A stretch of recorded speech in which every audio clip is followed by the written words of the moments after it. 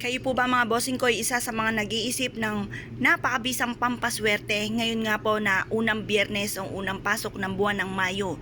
Sa mga unang araw na yan, unang Martes, unang Biyernes, pinagpapahalagahan po yan para mas mabilis ang talab ng ating mga pampaswerte sa mga ganyang araw na yun siya gagawin.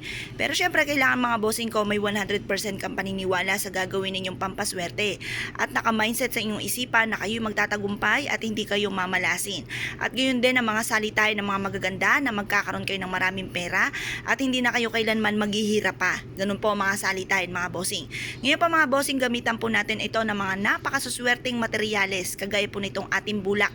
Para mas maging magaan ang daloy po ng swerte mga bossing, gamitan natin ito ng bulak. At ganun din po mga bossing ko, puting-puti ang ating pong bulak para maging very smooth ang daloy ng swerte. At ito naman po mga bossing ko ang ating pong luya. Ang luya ay nagtataboy ng mga negatibong enerhiya.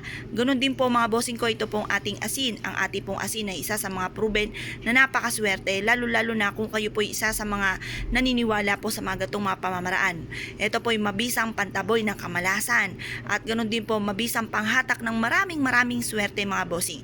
Basta positive ka lamang kapag ikigagawa ng mga pampaswerte. At pagkatapos, humanda po kayo ng gantong tatlong materyales na napakaswerte at humarap po kayo sa may silangan. Gawin nyo po ito ng 6:30 or kaya po ay alas 7. At ito po ay matatapos hanggang alas 8 po ng umaga mga bossing. Kasi yung mga ganyang oras, bukod sa for healing, nagbibigay din po yan ng swerte lalo na sa usapin ng pera. Ngayon po mga bossing, mag-wish na kayo ng mula sa puso. Sabihin nyo sa pamamagitan nito, magtutuloy-tuloy ang agos ng swerte at kailanman na hindi na kayo mamalasin pa. Lahat ng mga pangarap nyo ay matutupad. Sabihin nyo na ito ng walang gamit na sana, direct to the point mga bossing. Pagtapos na po kayo mag-wish, ibilad nyo ito hanggang alas 8 po ng umaga. Pagtapos ang alas 8 ng umaga, ay kunin nyo po siya. Pwede nyo siya ilagay sa pouch na kulay pula or kaya gumawa kayo ng unton, dalhin kahit saan kayo magtungo. Ito po mga bossing ko, ihahawi ang lahat ng mga kamalasan or lahat ng mga negatibo ay matatakot po sa bitbitin po ninyo at hindi kayo tatalba ng kamalasan. May manalangin na masama sa inyo ay hindi rin po tatalab. Ito po ay for healing din mga bossing. Kung ikaw po ay may masamang pakiramdam or kung ano man po ay naramdaman nyo na parang kakaiba, mainam na meron din po kayong ganito.